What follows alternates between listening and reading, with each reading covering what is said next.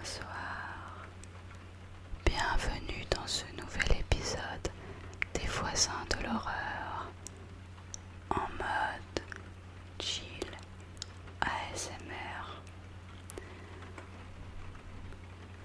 Alors ce soir, je vais vous parler d'une des voisines qui a été l'une des pires pour moi.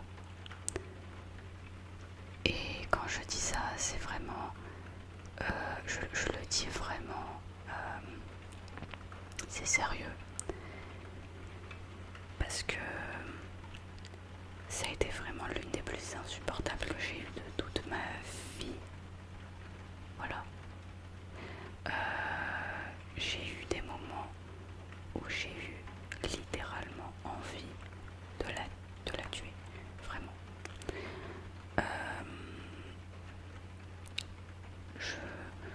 Alors, j'ai déjà eu un voisin pire que ça, pire qu'elle. Mais alors, bon, celui-là, on en parlera dans un autre épisode parce que si on commence à parler de tous les voisins que j'ai eu, la vidéo ne pourra pas, enfin la vidéo sera trop longue. Mais voilà, celle-là, sachez que c'était vraiment l'une des pires que j'ai eues de toute ma vie. Insupportable.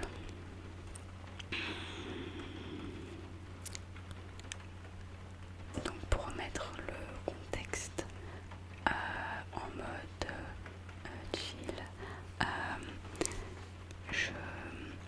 j'étais donc à l'époque, j'habitais à Clermont-Ferrand.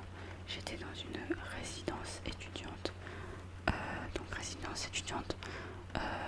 dans laquelle, voilà, j'ai déjà parlé de cette résidence étudiante dans d'autres épisodes, notamment l'épisode avec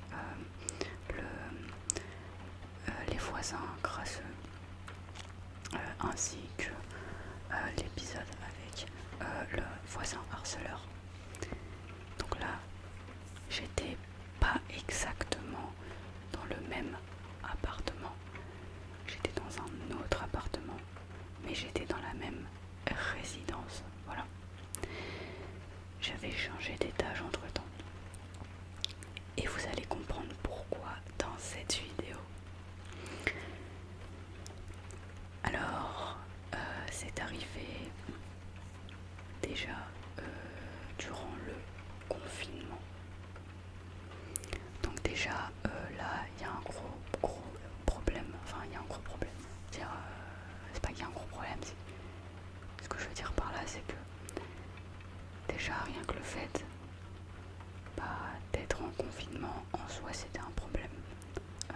Moi, en plus, donc à l'époque, dès la première semaine de confinement, j'ai été malade, d'accord. J'avais attrapé le fameux, la fameuse saloperie que tout le monde avait à cette époque-là.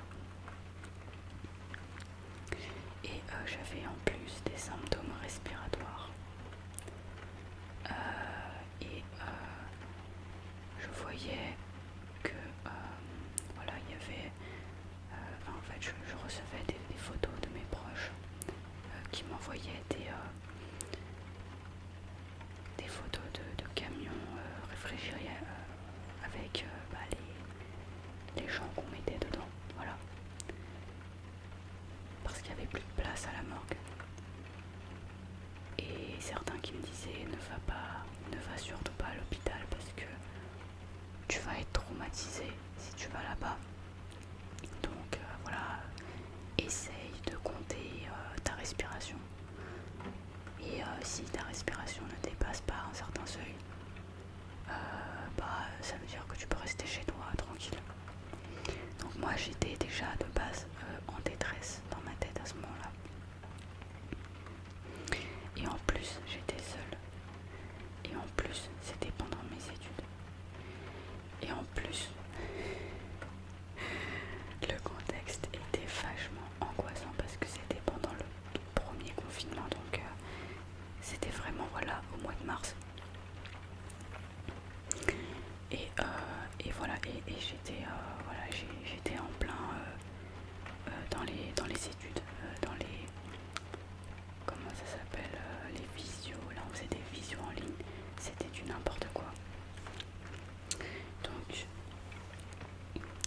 cette époque-là, je me réveillais à 7h55 pour participer au visio.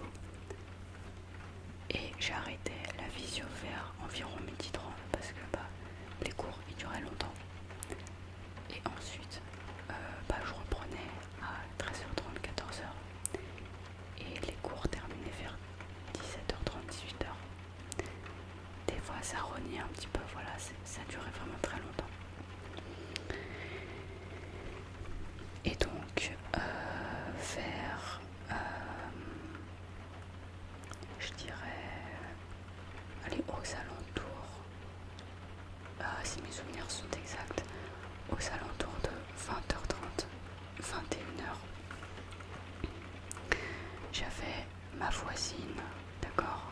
Donc, j'avais une voisine qui était collée à mon appartement. Alors, mon appartement, il faisait à peu près 15 mètres carrés. J'avais la douche et les toilettes, mais par contre, j'avais pas de cuisine. Et j'étais au rez-de-chaussée et j'avais la vue, oh mon dieu, mais j'avais une vue mais terrible. J'avais la vue sur le parking. C'était abominable. Et donc j'avais une voisine qui, à partir de 20h30, 21h, ramenait plein de monde. Elle ramenait toutes les filles de la résidence. Je sais pas, en vrai peut-être pas toutes les filles de la résidence, mais je pense qu'elle devait être une bonne vingtaine dans l'appartement sans rigoler. Et elle déplaçait les meubles. Genre vraiment elle déplaçait les meubles. En fait c'est comme si elle déménageait les meubles à l'intérieur de cet appartement. Je sais pas du tout ce qui se passait. J'ai jamais compris ce qui se passait dans cet appart. C'était vraiment chelou. Et donc voilà, ça déplaçait les meubles. Ça faisait de la bouffe. Alors je savais qu'elle faisait à manger parce que j'entendais des bruits de mixeur et des bruits de casserole. Alors que pourtant c'était interdit. Hein. Je précise que dans cette résidence, on avait interdiction d'utiliser un réchaud dans les chambres du fait du risque potentiel d'incendie. Donc je vois que, enfin j'entends qu'ils sont en train de faire à manger. Et puis ça dure pendant très longtemps, ça dure jusqu'à minuit. Et puis arrivé vers minuit, j'entendais les discussions entre ces filles qui s'amplifiaient. Et elles mettaient de la musique encore bien très très fort, voilà. Et en plus de ça, elles se mettaient à redéplacer des meubles et à faire de la corde à sauter. Genre, c'est pas une blague. C'est absolument pas une blague. Je me souviens que à l'époque où j'étais malade, j'étais au fond du lit. Je m'étais bouffé 8 heures de cours dans la gueule. Des trucs en plus c'était des trucs, j'arrivais même pas à me concentrer, enfin je comprenais rien. J'étais dans un monde vraiment, c'était un truc de fou quoi. Et là il y avait ces nanas qui venaient foutre la merde. Et ça durait comme ça jusqu'à 5-6 heures du matin.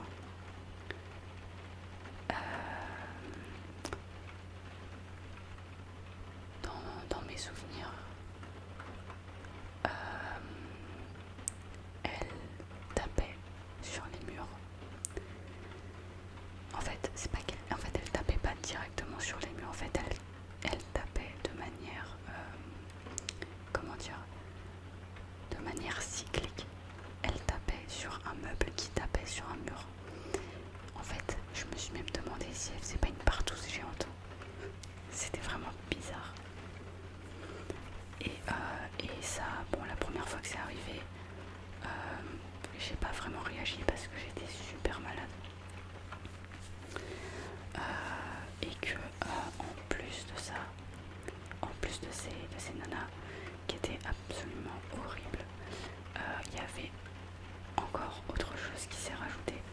et ça c'est vraiment la faute à pas de chance, c'est que de 7h du matin jusqu'à 20h le soir, j'avais des travaux en face de chez moi, des mecs de chantier qui venaient pour faire de la scie. Alors c'est comment ça s'appelle, vous savez, l'espèce de scie circulaire métallique sur du métal. Le bruit était absolument horrible. En fait, ils étaient en train de construire un bâtiment, ils étaient en train de construire l'immeuble qui était en face de chez moi. Et ils tapaient avec des marteaux. Et je me souviens qu'à cette époque-là, je mettais les boules caisses plus le casque anti-bruit. Mais j'entendais quand même le bruit. Et ça commençait à 7h du matin. C'est-à-dire qu'en fait, je n'avais aucun répit. De 7h du matin jusqu'à 20h, j'avais le bruit des travaux qui étaient en face.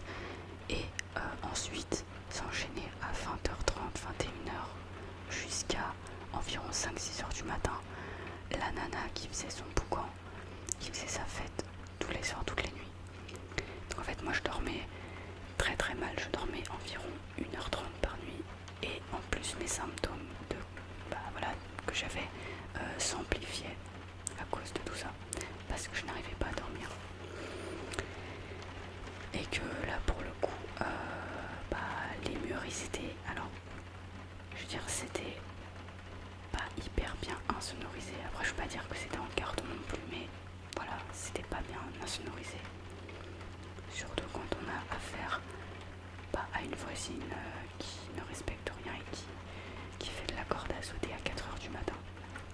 Et quand je dis qu'elle faisait de la corde à sauter à 4h du matin, c'était vraiment de la corde à sauter à 4h du matin.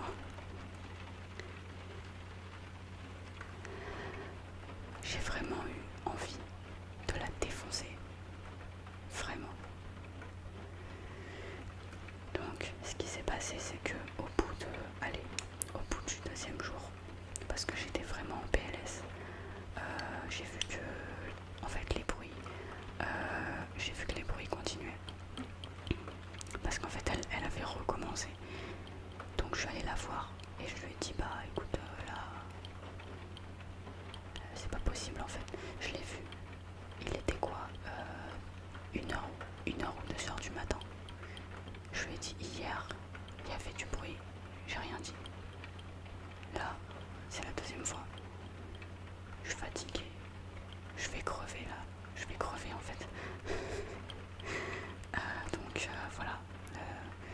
En plus, voilà, c'est le confinement. Enfin, un minimum, faut avoir un minimum de savoir-vivre. On n'est pas... je veux dire, voilà, on est dans une résidence. Donc on n'est pas en colonie de vacances, quoi. Donc voilà, on arrête les conneries. Et je voyais que derrière il y avait plein de nanas qui étaient en train de foutre la merde. Et je sais pas ce qu'elles foutaient. Non mais vraiment, je sais pas du tout ce qu'elles foutaient. Mais voilà, au moment où je suis allée les voir, je dirais, je leur ai parlé gentiment, mais il y avait quand même un fond de colère. Je dis, là vous arrêtez en fait. Ça les a pas plu, ça ne leur a pas plu, pardon. Parce que en fait elle m'a dit, ok, je suis désolée, on va faire moins de bruit. Sauf qu'elles ont fait exactement comme le voisin dont j'avais déjà parlé dans un épisode. Elles ont continué et elles ont augmenté le son. Il était 1 ou 2 heures du matin. Et là c'est pareil en fait. Je suis allée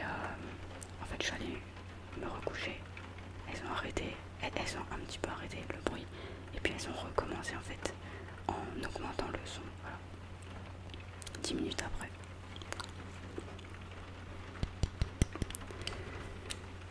Je vous jure, c'était une dinguerie. J'avais tellement envie de la buter, la meuf, parce que j'étais en PLS, vraiment.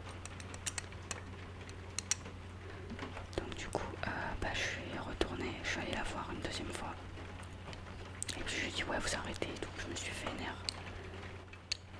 Et ce qui est dingue, c'est que la meuf, elle a dit ouais, ok, désolée. Elle a arrêté. Cette fois, elle a arrêté, genre, allez, pendant 15-20 minutes. Mais elle a encore recommencé. Et en fait, c'était un cercle sans fin. Moi, franchement, j'avais eu des envies, mais de l'assassiner, la nana, parce que elle était irrespectueuse. Et genre, elle s'était mise à rigoler et à faire encore plus de cordes à sauter. C'est genre, en fait,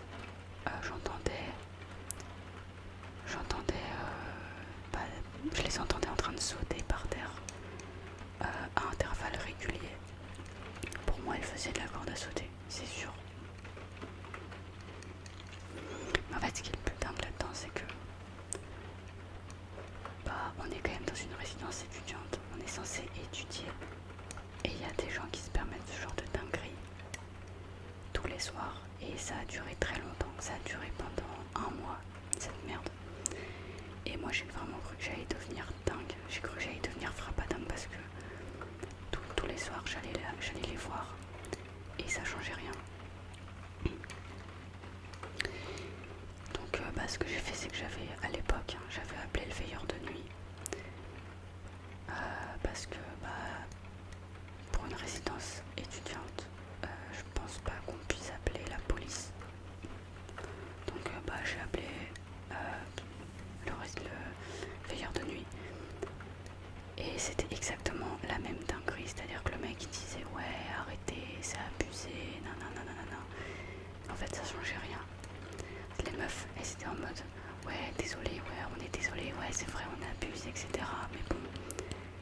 Et puis tous les soirs c'était la même chose.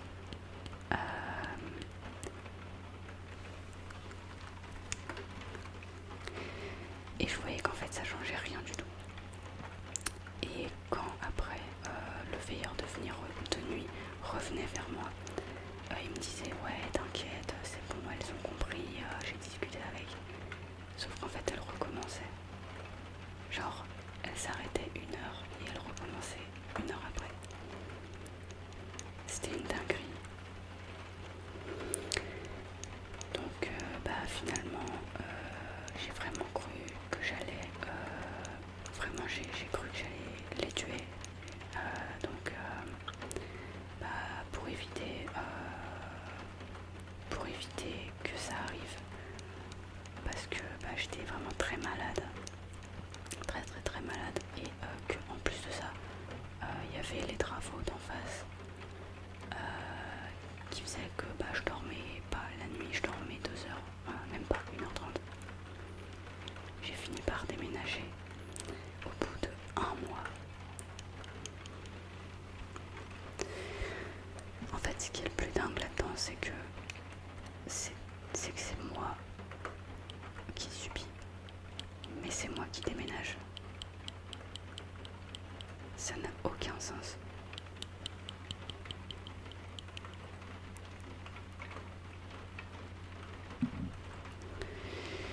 Parce que normalement, les personnes qui font du tapage nocturne, normalement ce sont ces personnes-là qui devraient se remettre en question, qui devraient être expulsées d'une résidence étudiante. Mais non, là ça n'a pas été le cas.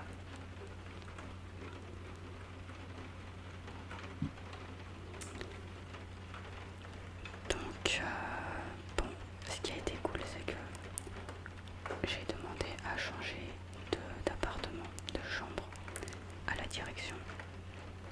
Parce qu'en fait, à un moment donné, chaque soir, j'envoyais un message à 3h du matin au directeur en disant, en décrivant chaque fait que j'entendais. Parce que je commençais à péter un câble dans ma tête.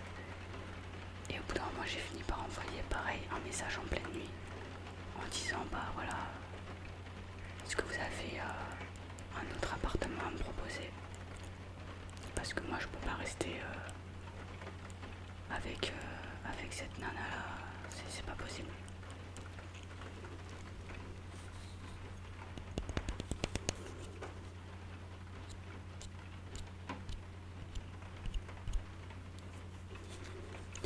rester avec des voisins pareils. Donc finalement, ils ont directement accepté, ils ont dit ok, y a pas de souci. Et ils m'ont donné, et là c'est là que l'histoire finit plutôt bien, ils m'ont donné un appartement au 4e étage, donc de l'autre côté, d'accord. Donc je n'avais plus la vue sur le parking dégueulasse avec les gens qui faisaient des travaux toute la journée et les bruits immondes. Mais j'avais une belle vue sur la chaîne des Puys, donc sur les montagnes. Et mon appartement était totalement silencieux. Donc comme quoi, tout est bien, qui finit bien.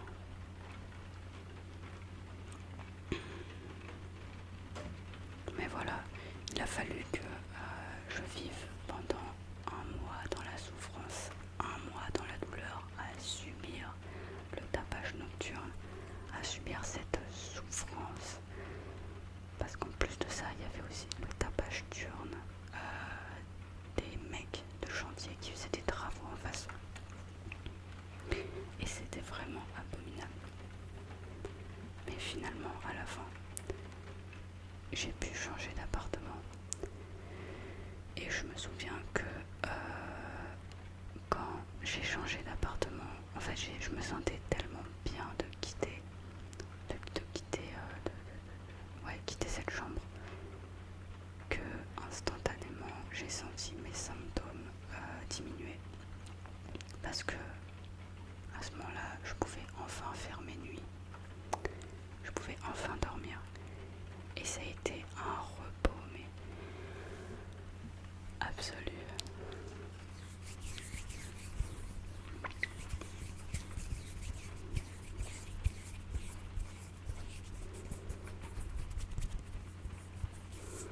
Et j'avais pu terminer tranquillement mon année de master, donc ma première année de master à cette époque-là.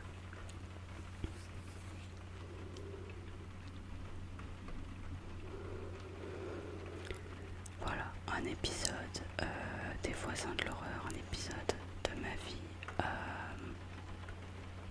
C'était pas la pire, encore une fois, mais c'était l'une des pires voisines que j'ai eues de toute ma vie. Une voisine qui se foutait de ma gueule et que j'ai failli buter.